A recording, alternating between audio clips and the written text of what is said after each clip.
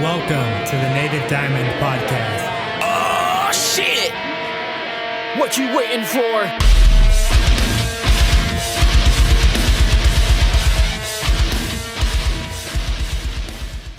Please don't forget to like the video, hit subscribe, ring the bell. That way you're notified every time I drop a new episode of Native Diamond Podcast. Feel free to drop a comment because I love hearing feedback from you guys. Without further ado, let's get into today's episode. What's up, my dudes? This is Seth Mick. Welcome to Native Diamond Podcast. Today's guest is Michael, the guitarist, songwriter from the band October Ends, melodic metalcore from Newcastle upon Tyne in the UK. How are you doing, Michael? Not too bad, mate. How are you? Pretty good. Can't complain. I start off every episode with icebreaker questions. Just say the first thing that comes to mind. First question, Chelsea grin or Chelsea smile? Chelsea grin. Barry tomorrow or Currents? Currents, so underrated. Currents, everyone needs to go and listen to Currents ASAP.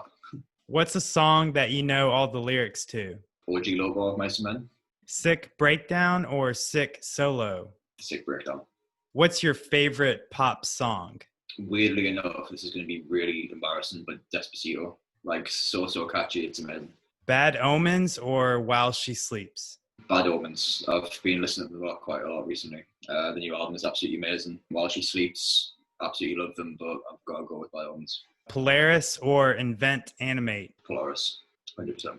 Try to name the song or the band. I'm just going to read off the first little lyrics, okay? Oh my God, if only he knew, if only he knew. If only he knew about the world without the bullshit and the lies. Ask Alexandria, the final episode.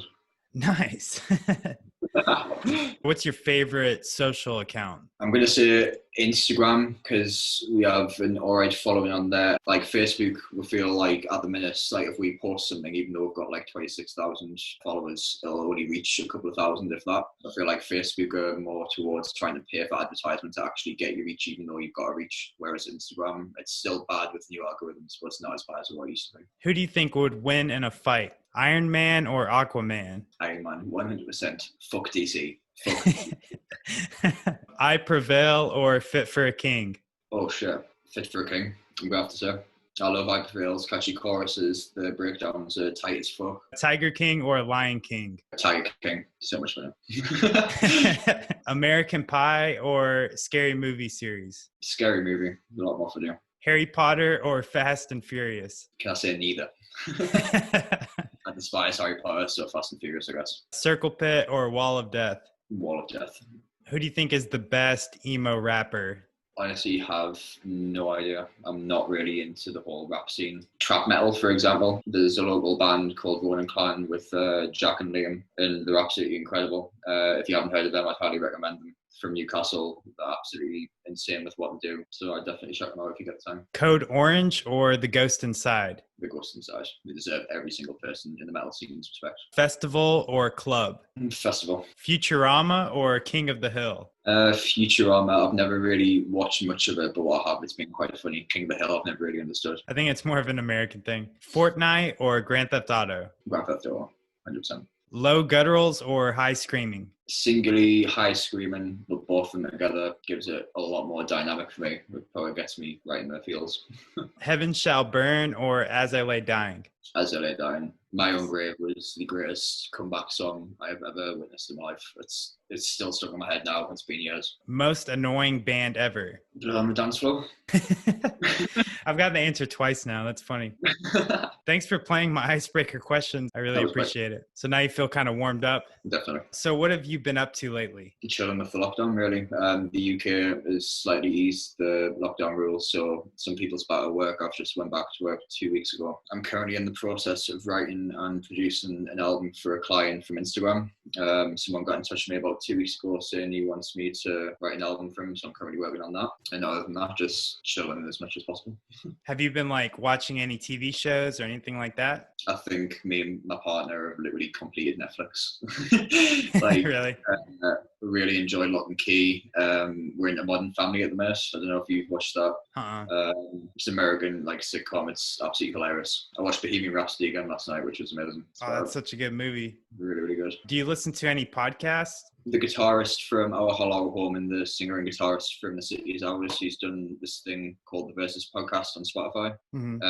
I think they release every Friday or every 2 weeks on a Friday, I can't remember. They're doing like the whole music industry, like what they've experienced, because the two quite well-known bands around the UK. Really enjoying that. It's got a good lot of insights towards what it's like to be in the scene. But other than that, I've never really, this is the first podcast I've ever done or really ever listened to. I've watched a few of your podcasts, they're sick, but I've never really delved into the podcast world as of yet. What music have you been listening to lately? What kind of new music?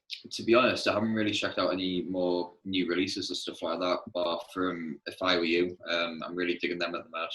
I think it's just because with October ends, obviously the album's finished and stuff like that, and I'm starting to like write the next album, which is going to be a lot more heavier than what this one is. So I'm going back to like the old school Periphery, Veil of Maya and stuff like that, just to get some like influences. Try and check around. Oh, that's really cool, man. So what was it like growing up for you in the UK and Newcastle?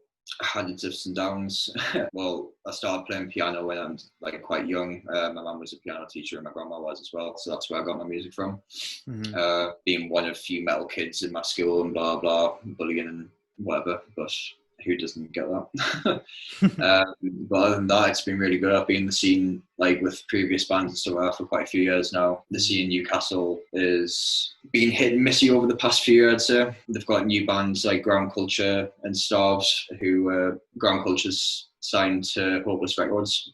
They've just released their new album. They're absolutely sick. The likes of Day Shifter, they're bringing out a new album soon as well. They're amazing. So the scene's like kind of picking itself back up now. But years and years ago, it was a lot easier to fill venues to what it is now, if that makes sense. Like people are just willing to pay money to see multiple bands for a cheap price in comparison to what they used to. Although I say all this and we haven't gigged for quite a while, to be fair. I think our last gig was probably about a year ago. Decent turnout, but I think it's just, if you don't get the right lineup, people won't come, like especially with local shows. So just try and error and all that. But other than that, the Newcastle scene's really good. You've got the likes of Road and Clan. Our vocalist George is now incorporated with them and produced a band called Hollow Boys. It's also like trap metal and stuff like that. They're doing really good releases as well. But other than that, Newcastle's a good place to be. I was mainly surrounded in Durham area, so it's like further south than Newcastle was, but now I'm back up in Newcastle. What's the most Newcastle thing that you can think of? The Angel of the North, I guess. Massive statue, or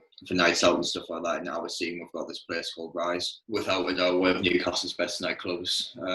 It's always really, really fun. You've got the whole alternative scene that go there, and it's just like one massive family, really. So it's really fun to be a part of. Do you think the scene is like very heavy your way? Like, is it still very much alive? Yeah, I'd say so at the minute. People are taking, you've got more people like experiencing like metal and stuff like that over in Newcastle than what they used to be quite a few years ago. So I think when the time comes, obviously after over the pandemic and stuff, I think a lot more people will attend shows than what they used to be. So like, how do you feel about like bands like Bring Me the Horizon and Asking Alexandria, the more mainstream type metal bands? I've got to say I prefer the older stuff, not the one with Manta on it. I didn't like that album. I like the previous one. I can't remember what it's called. The same with Asking Alexandria, like the self-produced album, self-titled album, sorry, that they released a few years ago was really, really good. The newest stuff that I've released over the past few weeks I haven't really enjoyed. I'm more old school metal. It's completely fair for bands obviously to explore and stuff like that and produce a new sound. Now, just me personally, I prefer the older sound and stuff like that's what got me into them. Do you listen to like newer releases now, or do you just kind of prefer like older as far as your influences? I still listen to newer releases. I can't remember what the band is called. Brand of Sacrifice, I think. I listened to one of them songs through the Dickie Dines show, which Jared Dines and Austin Dickie does. They've done like this top 10 breakdowns thing. I think Brand of Sacrifice had this proper cool as fuck breakdown at the end. And I've started listening to them. They're a bit heavier than what I usually go for because they're like deathcore. I'm really enjoying them at the moment. What are some like honorable deathcore bands that you enjoy? I've got to say Suicide Silence. I've got a portrait of Mitch Lipper on my arm. He was a massive influence for me. So definitely Suicide Silence. Thy Art Is Murder. Never really expanded much out of that, to be honest. Would you class them as deathcore? Possibly. I would say they're more deathcore than like metalcore. Yeah, definitely. Other than that, I don't really listen to deathcore, but I won't like listen to it as much as metalcore. Like metalcore is my main thing. Now that you mentioned that, what are some honorable metalcore bands that you dig? Of Mice and Men, Asking, I hate being put on the spot. You're good. I Prevail, Breakdown of Sanity. If you've heard of them, really enjoyed them back in the day. As I Lay Dying, Trivium, Bullet for Valentine, just a mix of random genres, bands that don't exactly sound the same. I really enjoy like old school Bullet and stuff like that. The same with Trivium as well. Oh, nice. Dude, I've been really digging the new Trivium. It's pretty savage. Still haven't managed to check that out yet. October Ends. Where did the name come from? I can't actually remember the entire story. I think I want to say that it was genuinely picked out of a hat. By that story, I'm being like genuinely serious. I remember when I joined the band, there was some kind of story about the name being picked out of a hat, so that might be it. Other than that, I'm going to go with the fact that we're a metal band and Halloween is October and we're all emos. So, Well, that's really dope. I like your name, by the way. thank you very much. What were some embarrassing phases for you growing up? I went through a phase of where I was dyeing my hair red. That was very, very bad looking back at now. And then I went black to be full on emo, and that went terribly. I had multiple piercings on my face, which was embarrassing when I look back now. That's probably all I can think of. Again, I'm really bad with questions on the spot. No, you're good. Just curious. So like, you know, a lot of the song titles, they incorporate like Chinese transcript. Can you explain like what the deal is with that? So the newer releases from October Ends, it's from the album Zodiac, which we're releasing later this year, hopefully if the pandemic ends. It's all to do with the Japanese zodiac signs. So we've got each track based off each zodiac, if that makes any sense. They've got a slight resemblance to each horoscope, I guess, in a sense. So you've got like heartbreak or like family disruptions or like self-doubt and stuff like that. It's a really heartfelt album, if that makes any sense. But the zodiac signs, to be honest with you, it looked really cool and it fit well with the Zodiac album title. So My bad for getting that wrong with the ethnicity. I should have got that right, but I'm half Filipino, so I was just curious. I love Asian culture, obviously. to be fair, up until about a month ago, I thought it was Chinese as well. I've just found out that it was Chinese. Well, now I don't feel so bad. So you guys have a pretty large following. I mean, I'm not gonna lie, like you guys probably have the biggest following as far as a band that I've interviewed so far. What can you like accredit the following with? Do you mean as in like how we managed to get that high, or? Yeah, how'd you get that high? And you guys have huge stream numbers. Can you talk about that? We started on Facebook about 4 years ago, I want to say, and we put a lot of money in advertisements. So like the whole, do you want to go on like I Prevail, we're doing like the tag a friend video and stuff like that. So we tried that and it ended up working really well with the paid advertisements and stuff, and literally people enjoyed the songs as well. So our EP kind of launched from there and the streams got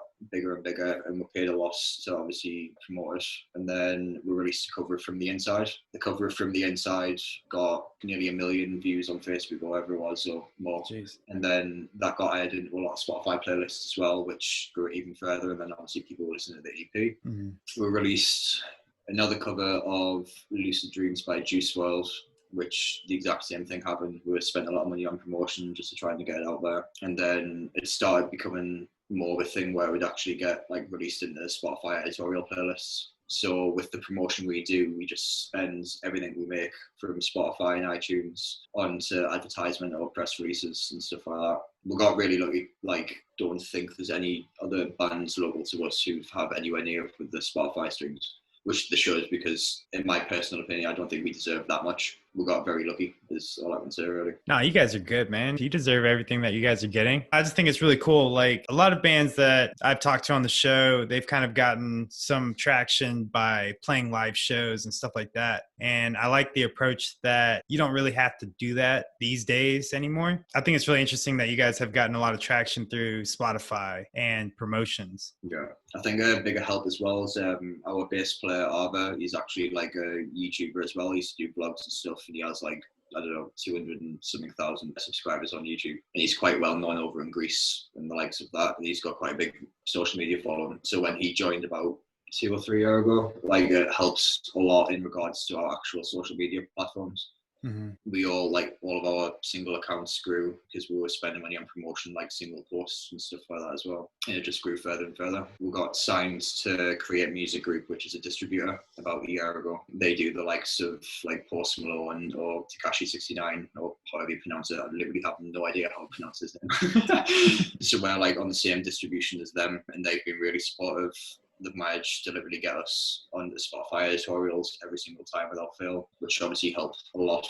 Like, they're not amazing, but they do really well, because if you end up in Spotify editorials, more people view it, and then they'll add it to their playlist. Like, I think I was looking the other day, and we were in some at like 120,000 playlists or something across all of our songs. Wow, that's incredible. So like from your advice, from your perspective, bands that are trying to come up, I guess, like you guys, what would you recommend they spend their money on? Promotion. So we made the mistake about 4 years ago when we were first starting off and released a New Path, our previous EP. We were literally gigging left, right and centre in the same locations, so like Newcastle, Sunderland, every few weeks. And we made that massive mistake when like it used to be really big crowds, and then obviously you play that much and it just goes lower and lower. Obviously you need to expand your reach as far as possible. What literally all we do is promote around the world with different reaches. So like obviously USA based or Europe based or whatever. That's about all I could really advise. You know, with October Ends, have you guys played a lot of shows? I'd say probably around 40 to 50 maybe. We haven't played anything like massive or anything like that. We support Ocean's 8 Alaska, the likes of Fathoms as well. But we haven't played anything like too serious or any massive festivals or anything like that. We haven't really ventured other than a few places around the UK either. We've had that many lineup changes over the past few years. It's been like kind of hard to like settle down and actually be able to go on tour or whatever. It's been mainly like session musicians who's been filling in for long. We've done weekend tours or what have you. Like even now we still don't have a drummer full time. Oh, shit. So all the drums on the album and stuff like that is just through MIDI from what Nick, our other vocalist, because he like produced the album, so it's just all his drums. Do you guys have any funny road stories? No. Not as far as I can think. No, not really. We haven't really had that experience as a band yet. Like we're a more online focused band, if that makes any sense. You can say we have like 8-9 million streams, but I can guarantee if we went to Manchester or wherever in the UK, it wouldn't be anywhere near as what we'd hope, because obviously we haven't played there before. Nobody actually knows who we are. Like our main fan base, I think, is from the USA. It's just a thing of we're looking forward to us obviously touring the album, and hopefully we'll make some funny stories there. So the next time I come on the podcast, I can actually tell you something. Like you're signed, correct? Okay. So like how long did it take for you guys to get to that point? From whilst I've been in the band, probably 2.5 years. I think we released a cover of Post Malone's Rockstar. We had another distributor who was interested from down in London. They got in contact with us, and then about a month later, before we were about to sign with them, Create got in contact with us as well. And they said they really enjoyed the music. Like they're basically trying to introduce metal bands to what they do, because they never really had metal bands before us. So we got signed, and then a few more metal bands have been signed now. Obviously it's nothing major like a record label or anything like that. It's literally just a distributor, but it's still pretty big in the distribution world, I guess, with the likes of Post Malone and Tekashi 69 and that being signed there. It could get better in time to come. Obviously we haven't released the album yet, so we have no idea. Just what we've released so far as singles, it's been great. Yeah, it's been really, really good. That's awesome. What are some favorite songs from your discography that you would like to mention? From A New Path, I would say A New Path. I really love that song. It's fun to play. And then from the cover side of things, From the Inside, I absolutely love playing that live. It's really, really fun. From the new album, I'd say my two favourites, probably Devil's Den and a song called Substance, which will be released at some point soon. So like since you guys haven't really been able to play live shows, do you guys have any intentions of like live streaming or anything like that? It's something we've talked about, but at the minute we're all over the place. So like 3 of our members are originally from Athens in Greece. Our bassist Arber, he went back there just before lockdown happened in the UK. And Nick flew over there about 3 weeks ago, I want to say. So them two are in Greece. Well, the guitarist is currently preparing to have a child. George, who is our vocalist, is, I don't even know. I think he's just sat in his house playing games all day. We'd love to do live stream. I think it's something we need to like probably talk about and then go from there. Did you go to a lot of shows growing up? I am very, very embarrassed to say that I attended quite a lot of Black Veil Bride shows. That's all right. I think everyone's got something that they're kind of ashamed of. It's not a bad band or anything. I don't think I minded them back in the day. It was more of like the instrumentals that got me. Like I hated Andy Bassak's voice. He screams were good, but I just don't think he can sing live to save his life. It was always just the instrumentals, like the harmonies and stuff like that with the guitars and that. That's always that, like what driven me to them. Absolutely love live shows. I saw Slipknot back in 2013, who was sick. I think I also Lamb of God. I lost my shoe in the Wall of Death at Lamb of God. That was fun. I went to the Royal Albert Hall to see Nashville. It's like an American TV program, which you might have heard of, but they toured the UK and I went down the Royal Albert Hall to see them. They were incredible, even though it's country music. But other than that, just whatever bands used to come to the O2 Academy and stuff, I'd usually be there, like Motionless in White, Black Veil Brides, Askin, No Mice and Men. I used to love it. I don't really go as often now, which I regret, but I would love to get back into it. Were you like heavy in death metal or anything like that? Not really. My sister's husband has been trying to get me into Slayer for the past 10 years. I can't. I physically can't. Like, he'll play it when I go over there or whatever, and he's like, you've got to be able to respect stuff like this, and I do respect it in that sense. But I can't. I couldn't listen to it constantly, if that makes any sense. Nah, I totally get it. I'd probably get hanged or shunned for saying this or canceled, but I don't really care for Slayer. I never really have. I mean, I get it, and that's fine. But like when I was coming up, I was more into like The Devil Wears Prada, Amur, Chelsea Grin, Bring Me, Asking, those type of bands. So like, I kind of caught slack from older people, like older heads in the scene. So Yeah. like, have you ever faced that kind of animosity, I guess we'll say, or judgment? I'd say the only one time is when I went to see Slipknot, and I said people who were around, like I went with my sister, and we absolutely hated King 810. They were just trying to rip off Slipknot, and they sounded absolutely diabolical. People argued that they were incredible, and I was just like, they really weren't whatsoever. Other than that, not really. People kind of respect your own opinion up here, weirdly enough, because it's a bit of a shithole. But yeah, people aren't too fussed, to be honest. Well, that's pretty cool. Seems like they're a lot more like open down there. And as far as like metalcore, like it's more respected, I feel like, in the UK. Yeah. Kind of the opposite, I feel like, in the US, unless you're in the scene, which kind of sucks. It says that you're the main songwriter on the socials. How is the writing process as far as the group? For A New Path, it used to be, it worked really weirdly, like our old drummer Kelvin. Actually, that is a funny story. So Kelvin, basically, he was an absolutely incredible drummer. He was from Singapore. He came over here to study, and obviously he finished university and stuff like that. And the government basically told me he needed to find a job that he was earning at least 27,000 to keep his visa. I think he had like 3 months to try and find one, and he couldn't for life, and bless him, like get one. So he ended up getting deported. Jeez.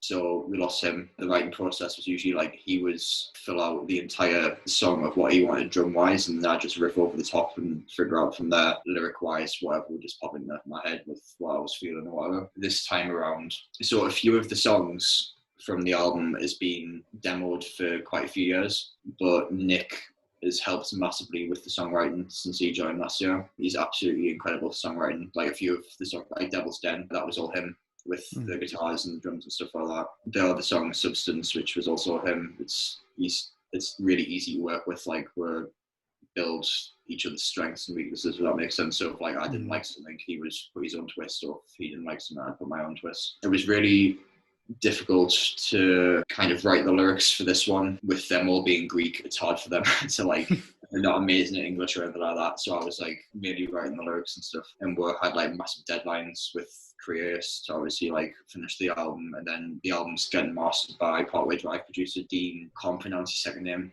someone. It's the guy who does Partway Drive, and he's mastered all the stuff. It was basically, I would usually just demo a track, and then we'd go to Nick's home studio to record, and then he just mixed away from there. It was really fun because I moved into all of them live together, apart from me and John. I live up in Morpeth with my partner, and John lives in Durham with his fiance. So I moved into the house for about 2 months to like completely finish the album. It was really fun, but it was very difficult as well, because obviously you just felt pressured to get everything done as perfectly as possible. The other writing process is basically just me demoing, Nick recording it, and then making bits better or whatever, or like vice versa with me and him. I've done the likes of samples and stuff like that, and we all helped each other at the end with the lyrics and stuff, and like how I wanted the melodies and all that go.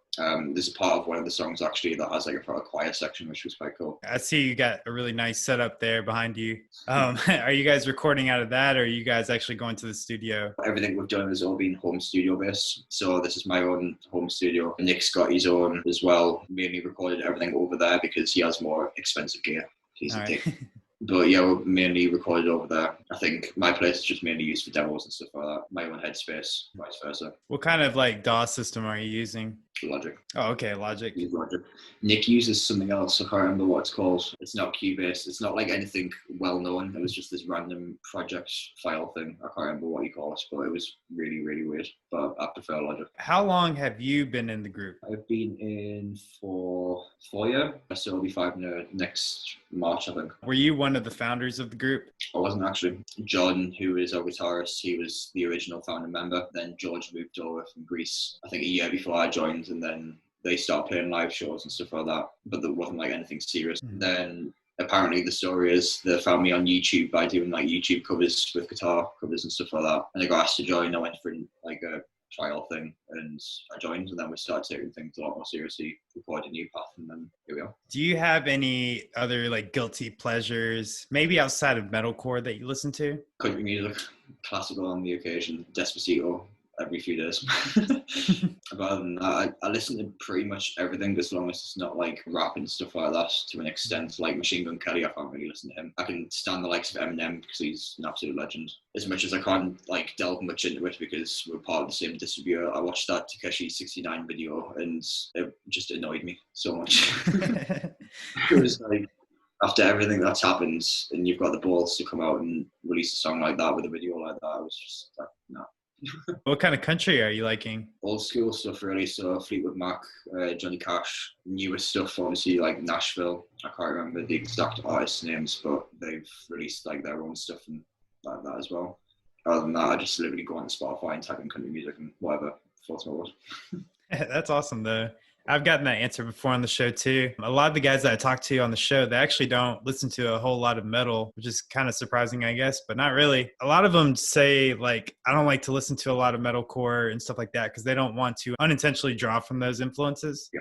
Because they like to stay true to themselves. Can you speak on that a little bit? I agree with it. I think I watched a documentary with Periphery. I think it was from the Select Difficulty album. They basically said pretty much the same, like, don't really listen to metal or anything like that. Obviously, it's good in the aspect of like to see what other bands are doing, because for me, when I've like written songs, I've tried to progress further and further, so like the riffs are more difficult or the breakdowns are more technical or polyrhythmic. Listening to more gentler stuff or like more heavier stuff, if I learn how to play a cover of that, say, it will like kind of lead me towards my own style of what they're doing, but like in my like influential way, if that makes any sense. So I do listen to metal to obviously get influences and stuff like that, but it's the same with like pop. Like I Prevail, they've got catchy as fuck choruses and it's just pop. So yeah, it's just hit and miss with anything really. Have you heard the new I Prevail song? They featured Joyner Lucas. I have not yet, no. I was just wondering, like, if you think that, you know, more bands are going to start doing that, or if you're going to see that as a trend. Has he got rap in it? Joyner's a rapper, and they have, you know, him featured in the song. So it's basically like him rapping, and then I Prevail's doing like the instrumentation. I feel like that is like, especially in Newcastle, there's a lot of like rap metal and trap metal and stuff like that. Hold my hands up, we've actually got a song with rap in it as well, but that's because our bassist, like, he's a solo rapper as well, like he's got his own little career going with that. So yeah, I think it'll definitely become more well known around the world really. It's really like it works. I don't know why and I don't know how, but it works. Like a proper demonic breakdown with some like rap over it, it just works. I don't know how. It does work out, and it's funny because like back in the day, like Limp Bizkit and bands like that, it just sounded so corny. But now it's gotten to this point where it doesn't sound so corny. I think it's more acceptable. Like, you guys are pretty melodic, and you guys obviously get heavy. Which do you prefer yourself? Like, do you prefer more of the melodic stuff, or do you prefer like more heavy stuff? A mix of both, really. So with A New Path, I preferred the heavier stuff just for the breakdowns, and I love George's screams. He's a really good vocalist. But with the newer stuff since Nick joined, I don't know if you've heard of Devil's Den or anything like that yet, but like his voice has just completely changed us, if that makes any sense. Like he's a pop vocalist, so it gives a lot more dynamic range to the songs and the structures. But with this album, like every song has got both mine and George's like unclean vocals. So if you hear like the dynamic contrast, you've got George is obviously the main vocalist, but I'm like kind of in the background with the screams just to give more like dynamic range. So with this album, I'd say I like both heavy and melodic. I'm gonna ask you another, hopefully it's not a difficult question, but like you know, like legacy bands and stuff like that, are there any like legacy bands that you're just like, I don't really like them? Like I know we had mentioned Slayer, but like are there any other bands that you're just like, I don't see how I can't get behind them? Metallica. Fucking can't get away with Metallica. Guns N' Roses, never really been a massive fan of them. Steel Panther, never been able to get away with them. To be honest with you, as much as I love pop punk and stuff like that, I've never really gotten well with Born for Soup. I like Blink-182 and some 41, but Born for Soup I've never been able to get into. Did you kind of grow up listening to pop punk? Slightly. It was more of, so I got into the whole alternative scene when I was about 10, I want to say. Like my sister was really heavily into Slipknot and Marilyn Manson. And she showed me them, and I kind of got into them, and I started playing guitar when I was 11. Which led me more towards obviously experimenting with pop punk and metal and what have you. But I wasn't like massively pop punk or anything like that. I'd say I've always been mainly with metal. Like I've got a full Slipknot sleeve. Yeah, pop punk's just something I listen to. It's for fun, I guess. Like it takes me back to when I was like 10, 11-year-old. So Do you like music that's more fun, or do you like music that is a little bit more serious and relatable? Depends what kind of mood I'm in. I appreciate the music more if you can kind of relate to it and you actually like can understand the lyrics. Like with most pop songs, like Big Booty Bitches or whatever, like I'll never understand why pop music's more well known or they make more money than metal scene. I feel like because that's what the kind of music I write, like stuff that I can relate to or stuff that I know other people relate to. I prefer that.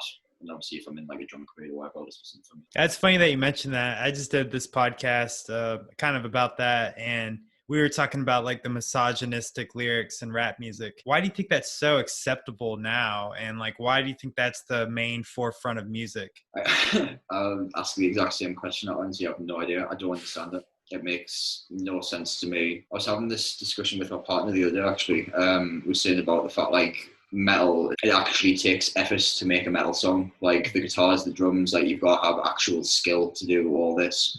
Whether it's like talking about big booty bitches or like what I said before, or just random shitty lyrics like with a simple trap beat or whatever. Like it makes no sense to me. It really doesn't. It makes no sense to me either. I think corporations have just taken over the industry, and I feel like the only way to really fight back is like bands like you who see the success on Spotify, because I feel like you can gain traction better on Spotify nowadays. It's a better platform for people, you know? Definitely. Do you think that like being signed and being on Spotify, do you think that's the main thing for you guys right now? We're not going to release the album until the whole pandemic's over because our initial kind of thing is to tour the album whenever we can. It was hit and miss because before the whole pandemic started, we were supposed to be recording a music video. We paid money to obviously rent this mansion out and stuff like that. And then that all got burned down because lockdown happened. We were originally only going to release 4 tracks as single releases and then drop the album. But we released Iridescent about a month and a half ago, I want to say, which was one of the songs anyway, but we just done like an audio stream for that. Then the label actually accidentally released Rogues a few weeks ago as well. Like they didn't mean to do it. We got an email like on the morning of the release and they were like, we've accidentally released it, but it's on like Spotify editorials and stuff like that. Do you want us to take it down? And because it was on Spotify editorials, we're like, no, it's extra money and extra promotion for us, so there's no point in it. We'll just try and promote it as much as we can. We've started using like YouTube ads and stuff like that as well, which we're trying to figure out the YouTube part of things because we're not massive on YouTube or anything like that. We've gained decent traction in the past, but with the newer releases, since like the algorithms with YouTube and that, it's just constantly going downhill. So we're trying to figure that out. Yeah, I totally understand that. I'm trying to figure it out myself. Obviously, COVID has slowed you down. Have you picked anything up that you normally wouldn't have if it wasn't for COVID? Yeah, a new guitar. I paid £2,700 for a Maynard's guitar, which I would never have done beforehand. Other than that, just like I was saying before about I'm starting to write and produce an album for one of my followers on Instagram. I wouldn't have had the time to do that before. And obviously I'm back at work now, but I'm still, like, because I've already started it, so I'm making the efforts to put in more time for it. How much time do you practice every day? I'm a terrible guitarist because I don't practice a lot at all. It's whenever I get the chance to do it the most, because by the time I finish work and stuff like that and travel back home, I just can't be bothered to do anything apart from sit down and watch TV or eat food. I'd say weekly, probably about 10 hours. Okay. What do you do for like a regular job right now? So I work as, I think over your end, it'll be called TJX, I want to say. Like TK Maxx or TJ Maxx. I work in the warehouse over there. Obviously, the intention is to go full time with music, so you're just kind of bearing with it. I mean, we all have our little side projects and stuff like that as well. We're make enough money to survive and stuff like that. The only reason I'm still working is just so I know I've got like a income that I know is going to be exactly the same every month. Just for my main household bills and stuff like that. I could give it up tomorrow if I wanted to. I enjoy working there. So until the time's coming where I'm like literally touring 10 months of the year or whatever, it'll probably be a job I'll stay on. Is the cost of living stupid high out there or not? My area, kind of, because it's more of a posh area. I think where the rest of the band live, they pay nearly 1,500 a month for a 5-bedroom house. but that's split between 5 people, so it's not really too bad. To be fair, it's quite cheap. I just had to ask because, you know, in the United States, our economy is not that great. And it's definitely tanked because of all this shit going on. What is one thing that you would want to change about the current state of music, other than like the rap stuff we talked about? To get people to be more open-minded and to actually give new music a chance instead of listening to their one preferred genre, or saying just because it's metal you can't really hear what people are saying and stuff like that. The one thing I've always kind of agreed with is like, you can understand the lyrics, you can like be a part of that song. So to change people to actually be able to listen to stuff like that and being like, oh, it's screamo music, don't want to listen to that, I can't understand it. So yeah, just give metal music more of a chance, really. I have to ask because you're pretty tatted up over there. How many hours do you have in there on your tats? 40 or 50 maybe. Wow. And like, how covered are you? Like, your upper body's totally covered? No, it's literally just I've got my 2 sleeves and my neck. I'm starting my chest next month, I think. It's my sister who does all my tattoos. You don't have to pay an arm and a leg. I don't have to pay shit. Yeah, that's awesome. It's good though, it works both ways. So like there's been quite a few occasions where people ask where I've got my tattoos from. They've actually went to go and do good with her. I'm basically just an open canvas and I promote it. That's awesome. Do you have your legs done or any lower body? Not yet, no. I want to start Lord of the Rings, like piece on my left side and the Marvel, like piece on my right. Nice. And what's your favorite tattoo that you got? Probably the clown from Slipknot, actually. It's like in between like the inner elbow, and it's just like really good position. Other than that, I got the new Path logo tattooed inside there. Probably them too. That's awesome. Let's just say you're on death row for something. Knock on wood. Hopefully this never happens. And and they're gonna execute you tomorrow. But we're giving you one last thing. Anything in the world that you can have. What would you want?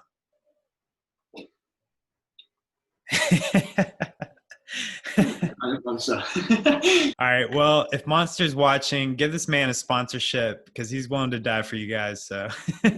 So any final thoughts, anything that you want to tell viewers that are still listening about your band, or anything you want to say before we head out? If you haven't already, go and check the first few releases from Zodiac. We hope you enjoy it. Obviously, we've put a lot of bloody work into it. It's all self-recorded, self-mix. So obviously, any stream or any view or whatever makes a massive difference as it does to any other band. Give local music a bigger chance as well. People need to support local bands more than what we do. Check us out, and hopefully you'll enjoy Zodiac whenever it gets released. So that was Michael, the guitarist songwriter from the band October Ends, melodic metalcore out of UK. Go check out their new single Rogues that accidentally got leaked, and check out the EP that started all, A New Path. It's on all streaming platforms. Thanks again, Michael. Let me know if there's anything I can do for you guys. I really appreciate you being on the show. No, thank you very much, man. Well, that pretty much does it for today's episode. Thank you guys so much for tuning in. Please like the video and subscribe. That way you don't miss a new episode of Native Diamond Podcast. And until I see you guys on a future video, shine on. Hell yeah.